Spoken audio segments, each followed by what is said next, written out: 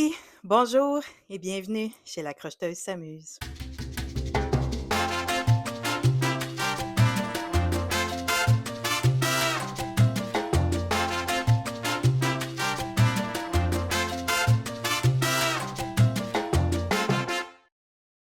Aujourd'hui, heu, beaucoup de choses parce que c'est un peu la fin de la saison, c'est la fin des vacances, la fin de l'été, la saison estivale. J'espère que pour tous ceux et celles qui ont pris des vacances, j'espère que les vacances ont été, une source de ressourcement pour vous tous. Hem, hein? Dans l'esprit, dans le cœur et dans le corps. Je suis ici avec ma tasse de thé. Aujourd'hui, en fait, 4 choses. Hem, je vais faire un retour sur le festival Twist. Je veux vous montrer les encours, terminés ou à peu près terminés. J'aimerais aussi, répondre à une question technique que j'ai reçue il y a en fait, il y a peut-être quelques semaines déjà, mais j'essaie toujours de répondre aussitôt que je les vois, que ce peu importe la plateforme, mais parfois, il y a peut-être une petite idée que, ah, ça se porterait bien peut-être pour un petit 5 minutes dans le podcast parce que, heu, des fois, ce sont des questions, genre, techniques, mais qui seraient bons pour les débutants et hem et c'est ça. 3°, non, ça, c'est la troisième chose et la dernière chose, je vais partager avec vous quelque chose qui m'a dérangée durant mes vacances. Ouais, ouais.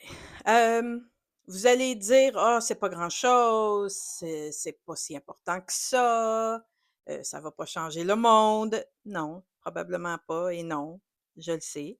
Mais puisque c'est relié un peu à ce que un discours que j'ai depuis longtemps déjà, je pensais que c'était une opportunité pour, en reparler de nouveau. Alors, vous allez voir ça bientôt. Première chose, Twist! Le festival de la fibre Twist. Ça s'est déroulé du 8 au 10 août dernier à Saint-André-Avelin, ici au Québec. C'est un grand festival, un grand événement de ce genre, je dois dire. Ça fait quand même quoi, là, 12 ou 13 ans que ça existe? Il y en a peut-être qui peuvent me corriger. J'ai, participé en tant qu'exposante dans le kiosque de Franck Crochet et avec, Julie d'Accrochet et on avait les kits aussi d'Émilie, de Crochet Émilie. C'était très amusant. Beaucoup d'exposants, vraiment beaucoup d'exposants. Il y avait comme dans 3 endroits, il y avait un chapiteau à l'extérieur. Là, c'est les artistes émergents. Il y avait le gymnase et il y avait, le côté aréna où est-ce qu'il y a encore plusieurs exposants. Hem, bon, ouais, je vais vous faire dérouler tout ça tout de suite en rafale. Alors, 1, 2, 3, go!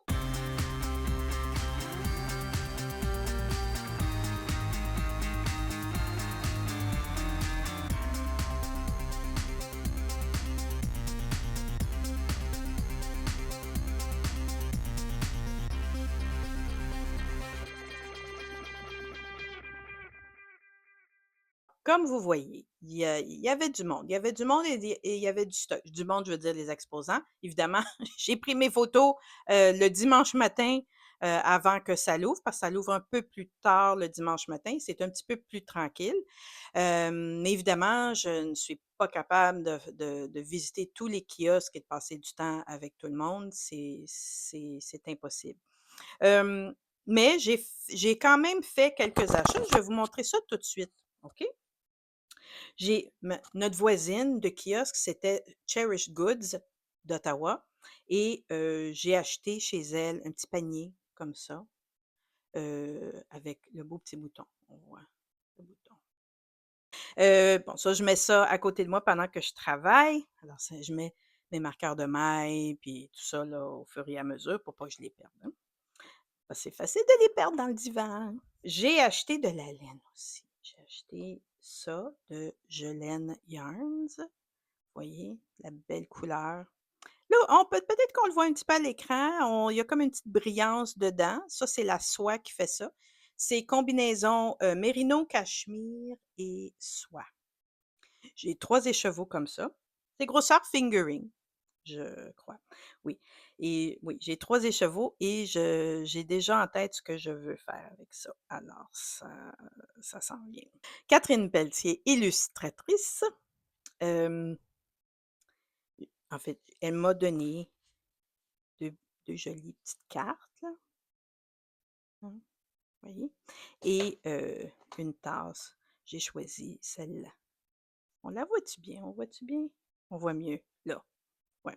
Elle est très, très bonne, et elle a un style que je pense que plusieurs dans le domaine de la fibre au Québec, on reconnaît son style. Je crois bien. Alors comme j'ai dit, hem, il y avait c'était très occupé comme festival. C'était vraiment, vraiment un bon festival. C'est du vendredi au dimanche, qui est un peu plus rare, mais c'est même pour un vendredi, on trouvait qu'il y avait quand même pas mal de monde. Dans le kiosque, on est encore, le seul vrai kiosque qui parle de crochet, qui fait la promotion du crochet. Hem Cette année, c'était le fun parce que il y avait un côté avec les échantillons au crochet régulier, on avait un côté avec les échantillons au crochet tunisien, on avait les kits d'amigurumi de crochet Milly. On avait des crochets aussi à vendre. Il y avait les crochets Furls de Julie. Moi, je vends les crochets tunisiens. On a les patrons. Et il y a des fois des petits gugus, des livres, on avait des livres. Alors c'était très bien. C'était très le fun comme, festival cette année, je dois admettre, c'était vraiment très, très bien. Le soir, le samedi soir, il y avait un événement. C'était le crochet jasette cette fois. Au lieu d'appeler ça un tricot jasette, ça s'appelait un crochet jasette avec invité spécial, Safia Nolin. La soirée était animée par, ben, il y avait un documentaire avant. J'ai pas assisté au documentaire, malheureusement, j'étais, ailleurs. Mais, j'étais arrivée juste à temps pour, voir, Safia Nolin. Si vous ne la connaissez pas, c'est une artiste québécoise, chanteuse, interprète, musicienne, compositrice. Si on est crocheteuse, on sait c'est qui aussi parce qu'elle a partagé beaucoup de ses projets, les dernières années depuis qu'elle a commencé, les cadeaux qu'elle a offerts à des personnes, et c'était très intéressant, c'était très amusant comme soirée, je dois dire, j'ai bien aimé. Elle était très ouverte, très, elle a parlé de ses expériences avec le crochet, avec le tricot aussi d'ailleurs, et c'était le fun, c'était le fun, et ensuite elle a fait une prestation, je pense 4 ou 5 chansons de son répertoire. Alors ça, c'était très bien aussi. La Comme j'ai dit, la fin de semaine, on reçoit souvent des gens dans le kiosque qui nous posent des questions techniques, hein, et le ce que je vais vous raconter, c'est une anecdote, mais c'est quand même, représentatif un peu de ce que j'ai déjà parlé dans un autre épisode, et c'était quoi? C'était le fait que, puisqu'il manque d'échantillons au crochet dans les kiosques qui vendent de la laine, souvent les crocheteuses qui veulent s'acheter, de la laine ne savent pas nécessairement, quoi acheter, ou genre, les colorways ou la f en tout cas, parce qu'il y a différentes laines, hein, il y a différentes façons de colorer la laine. J'ai fait de l'expérience moi-même, là, récemment, si vous avez vu ces réseaux sociaux. Hem, alors, il y avait une dame qui est venue au kiosque. Elle avait une photo du patron qu'elle était pour faire.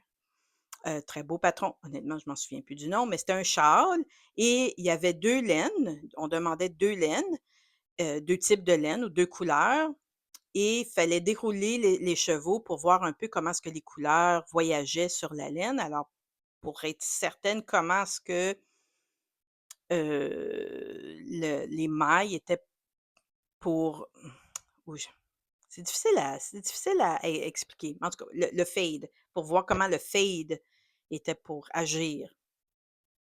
Alors là, elle est venue pour demander quelle laine doit-elle acheter pour ça. Elle avait dit qu'elle avait demandé dans les autres kiosques qui vendaient de la laine, surtout les couleurs, les laines qu'elle aime et tout, mais les conseillères ou les autres ne pouvaient pas lui répondre adéquatement. Hem, alors, moi, j'ai fait de mon possible. Selon mon expérience, on avait dans le kiosque un échantillon de Julie de la Crochet qui s'appelle Plumage, c'est un châle en triangle, et elle a utilisé la Artfil et il y avait plusieurs couleurs. C'était pas les mêmes points. Il y avait peut-être un des points qui était dans le châle, mais c'était pas le même châle, évidemment. Mais j'ai pu lui montrer à la dame, regardez ce châle fait avec l'art-fil et voyez les couleurs, comment est-ce qu'ils agissent au crochet.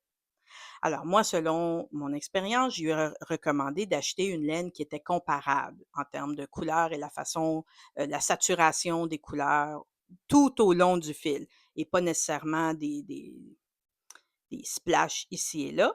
Parfois, quand les laines sont comme ça, c'est comme pouf, pouf, pouf. Parfois, ça peut créer un bel effet, mais des fois, dans le même ouvrage, ça dépendant de s'il faut diminuer ou augmenter les mailles, ça va créer un effet genre camouflage. Et c'est pas ça nécessairement qu'on veut. Je lui ai répondu le mieux que je pouvais. Il y avait aussi quelqu'un d'autre qui était venu dans le kiosque pour une question technique par rapport aux amigurumi et quel genre de crochet prendre parce que quand vous faites des amigurumi, contrairement au crochet tunisien où est-ce qu'on augmente la grosseur du crochet, amigurumi, on diminue la grosseur du crochet et on crochette assez serré. Thank you very much.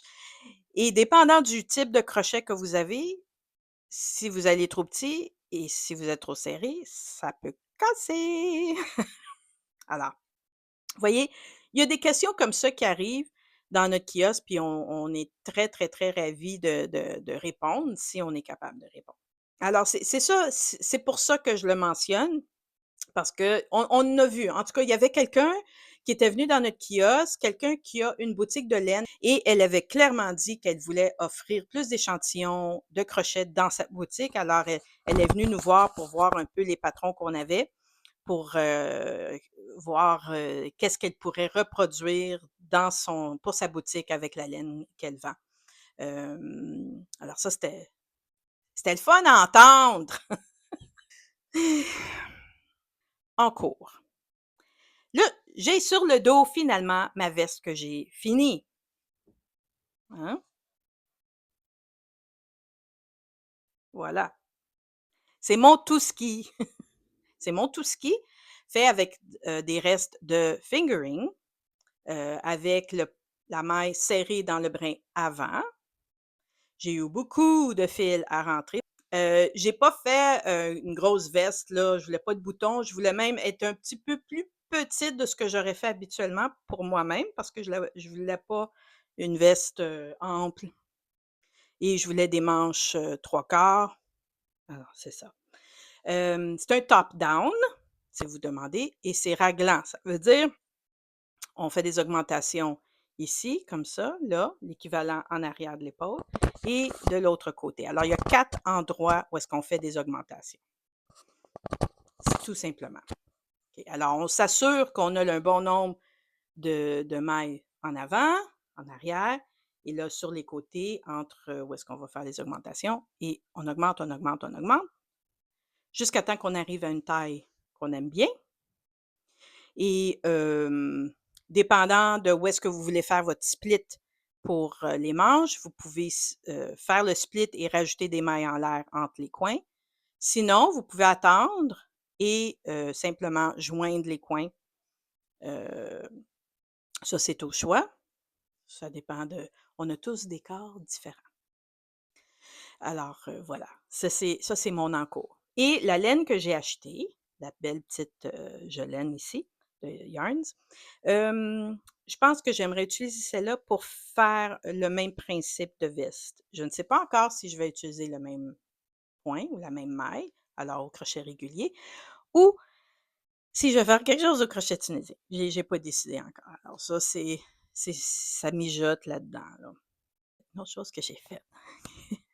Si vous me suivez un peu, il y a quelques années, j'avais recouvert une vieille espadrille blanche sale de carrés, de mailles, des granny, tout ça. Bon, combinaison couture, combinaison col. C'était pas réfléchi mon affaire. C'était bien beau, mais pas vraiment réfléchi à comment j'étais pour recouvrir. J'ai juste comme: «Pouf, ah ouais, on le fait. On leap, on saute dessus». C'est ça ce que j'ai fait. Cette fois-ci, j'avais une autre paire d'espadrilles, des Skechers. Hem, des Skechers qui sont, recouverts, là, c'est un tissu genre élastique. Il y a pas de lacets. Je peux plus vraiment marcher des longues distances avec parce qu'ils glissent. Ils sortent de mes pieds. Ils sont tellement lousses. Mais, hem, ils sont encore très bons. La condition de l'espadrille est encore, très bonne. Alors pour rester debout, encore super confortable et au festival, on marche pas beaucoup au festival, mais on est debout tout le temps. On est debout presque toute la journée. Alors j'ai recouvert mes souliers. Voilà. Voilà ce que j'ai fait.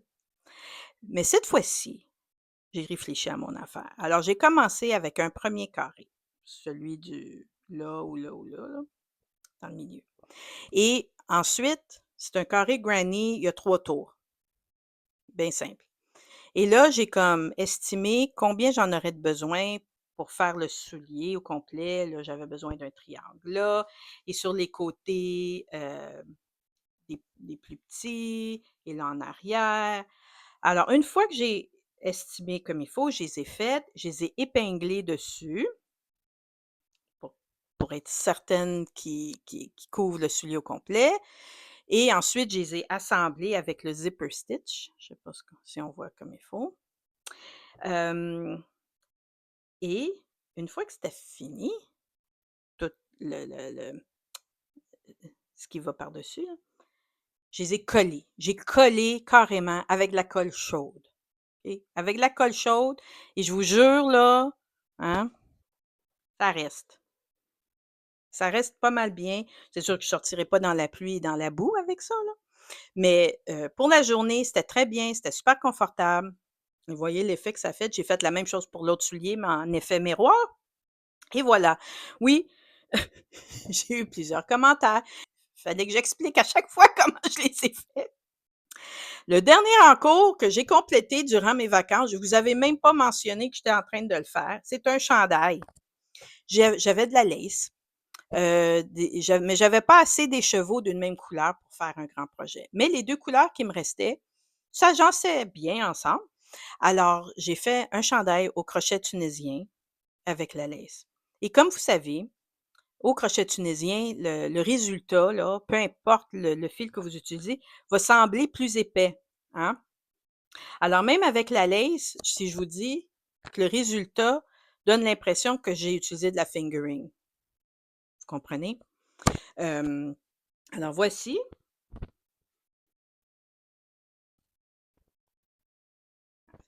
c'est assez simple, hein, comme modèle, ça ressemble un peu, à le genre de top sans manches que j'avais fait récemment en lin. C'est le même principe de ça, c'est juste le point tricot cette fois-ci, un V-neck. Alors c'est bottom up, c'est panneau avant, panneau arrière. Ensuite, moi, ce que j'aime faire, c'est je couds aux épaules et je les étends et là, j'isole, heu, assez de mailles de chaque côté pour les manches et là, je fais les manches dans ce cas-ci, j'ai décidé de diminuer un peu pour que ça soit un petit peu plus étroit à la fin, mais encore, c'est un manche 3/4. Moi, j'aime ça les manches 3/4. Il est pas bloqué encore. Alors, c'est pas bloqué encore.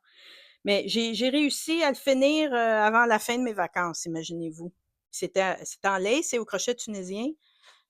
Pour celles qui connaissent, ça peut être long, mais écoutez, c'est devant la télé, devant un film, je réfléchissais pas là, j'avais pas je comptais pas. Hein? Juste rendu au V-neck, là, on se sépare, mais je veux dire, le reste du temps, ça, on comptait pas. C'est back and forth, c'était super vite, super facile à faire.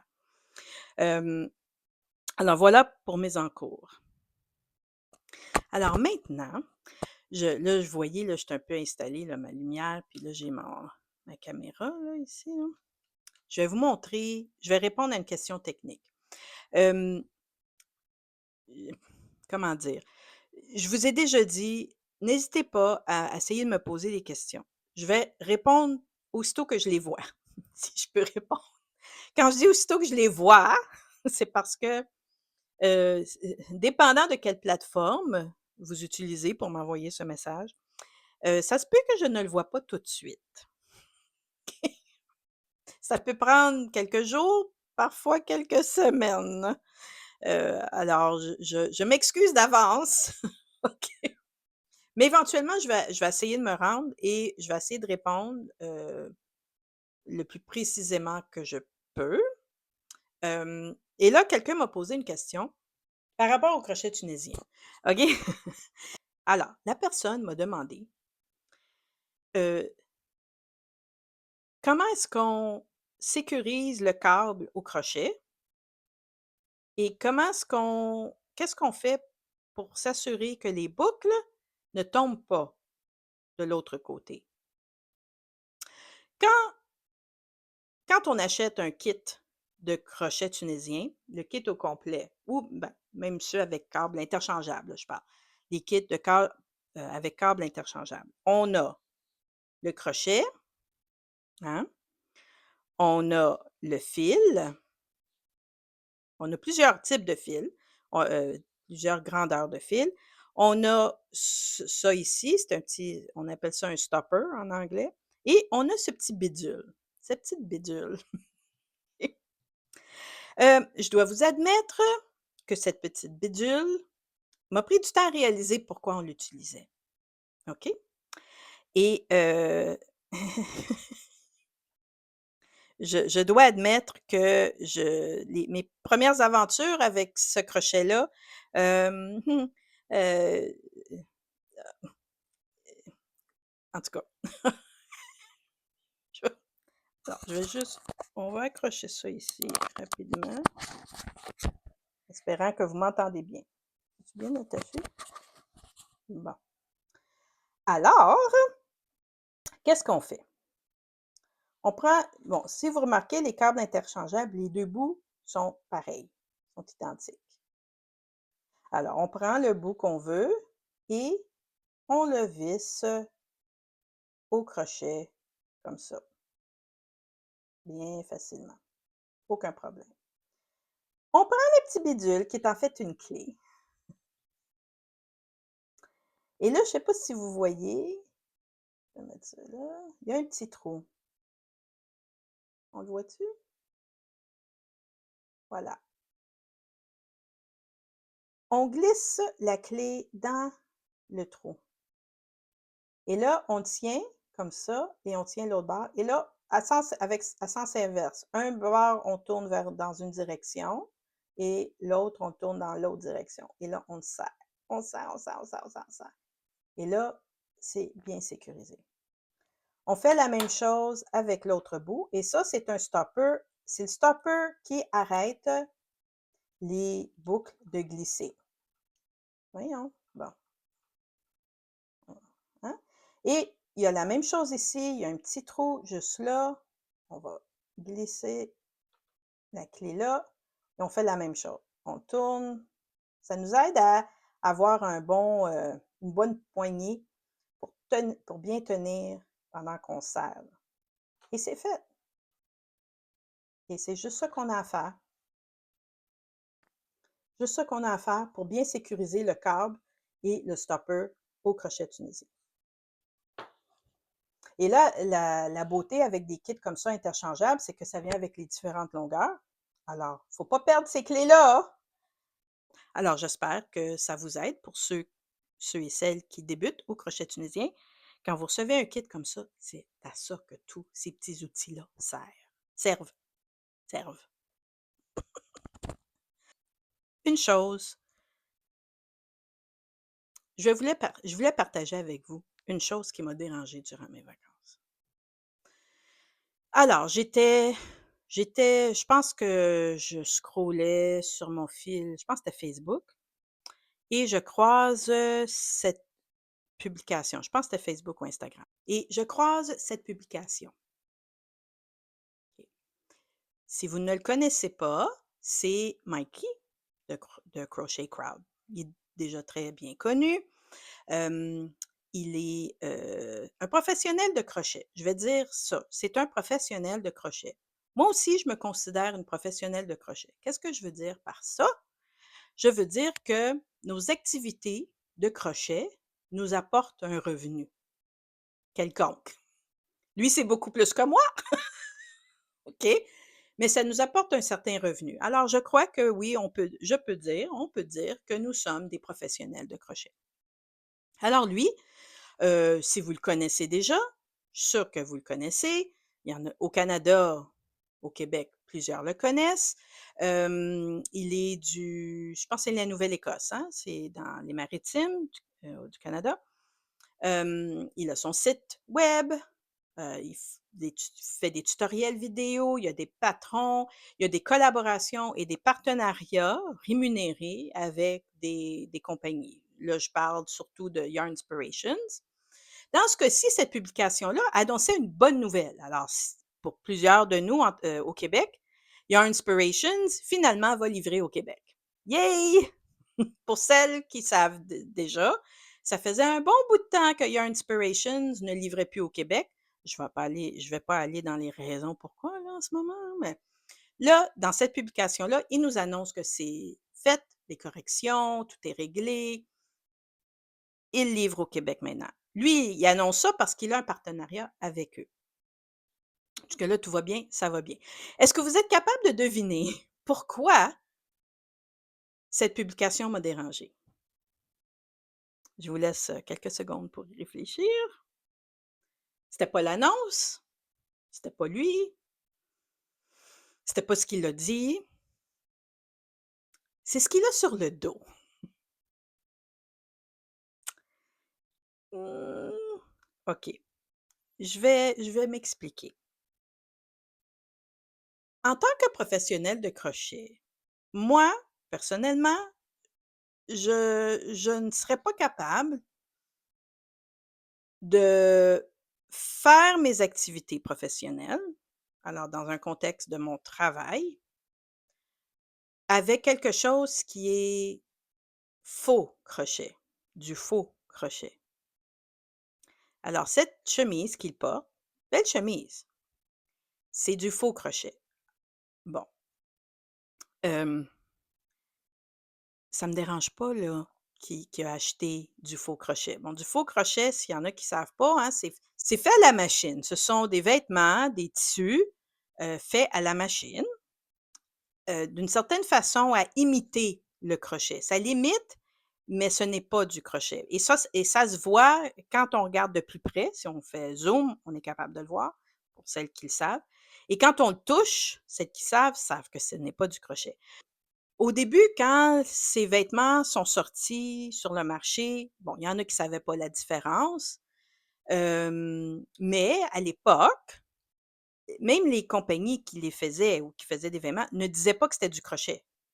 Mais depuis et avec la popularité du crochet, surtout pour la mode d'été, on commençait à avoir beaucoup les 2 choses, les 2 phénomènes qu'on voit dans le crochet, c'est le vrai crochet pas cher, mais fait dans des conditions non éthiques là, on sait pas combien sont payés, s'ils sont payés. Alors vous avez ce phénomène-là qui est du vrai crochet, mais et vous avez ce phénomène-là qui est du faux crochet, pour imiter, mais fait à la machine. Alors on peut en faire beaucoup plus, pour moins cher, ça ressemble à du crochet, les gens ne savent pas la différence, ils s'en fichent. OK. Mais là, dernièrement, dans la dernière année, on a commencé à voir ces items-là, en faux crochet, être annoncés comme du crochet à la machine. Et je n'ai pas à vous répéter que le crochet ne peut pas être reproduit par la machine. Pas encore. Il n'y a pas de machine encore pour reproduire exactement les mailles au crochet. Alors, ils veulent inventer une nouvelle catégorie, je présume. appelez ça du crochet à la machine, appelez ça un autre nom, là, mais bon. Alors, c'est ça qui m'a dérangée parce que lui, c'est un professionnel de crochet. Pourquoi tu portes une chemise qui est en faux crochet? Surtout quand tu fais la promotion du crochet. Tu tu veux vendre des patrons au crochet, tu vends la laine pour faire du crochet. Bon, il peut faire ce qu'il veut. Il a aimé la chemise, il a aimé les couleurs, il veut la porter, porte-la. Porte-la à la maison, porte-la quand tu fais une sortie au restaurant avec ton chum. Je m'en fiche, je m'en fiche. Mais si tu vas faire une annonce en tant que professionnel de crochet, je n'aurais pas porté une chemise en faux crochet. Je sais que ça l'a fait fureur, cette publication ou cette chemise-là, parce que dans les commentaires, 95 des questions n'avaient rien à voir avec son message, avec l'annonce qu'il faisait, mais tout à voir avec sa chemise. «Quelle belle chemise! Est-ce que tu l'as fait toi-même? Est-ce que tu vas écrire un patron?» Tout ça. Évidemment, il n'a pas répondu à aucune de ces questions parce qu'il ne peut pas répondre à ces questions, parce que c'est pas du crochet, c'est pas c'est non. Et suite à ça, il a commencé à mettre beaucoup de publications par rapport à une veste en carré granny qui était en train de faire et en train d'assembler, tout ça et là, on a vu ça et on a commencé à voir aussi le fait qu'il est allé chez Michaels et qu'il avait trouvé un genre de ruban fait avec des petits carrés granny et ça aussi, c'est des carrés faits, c'est du faux crochet, mais fait en ruban qu'on peut acheter, pour, rajouter à, je sais pas, un vêtement d'un sac, en tout cas. Il se justifiait parce qu'il disait, «C'est fait à la machine, c'est pas fait par des personnes, à l'autre bout du monde, là», hein, le côté non éthique. Alors, il voulait certainement pas être associé avec ça. Ça, c'est ce qu'il veut, non. Alors il se défendait pour dire: «Je c'est pas du vrai crochet, c'est du faux crochet».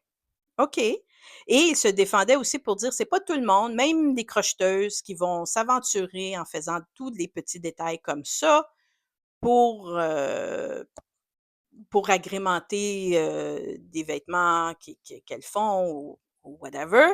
Alors c'est correct d'acheter quelque chose comme ça qui est en faux crochet». À ça, j'aurais dit: «Oui, pour les personnes qui ne font pas d'argent sur le crochet».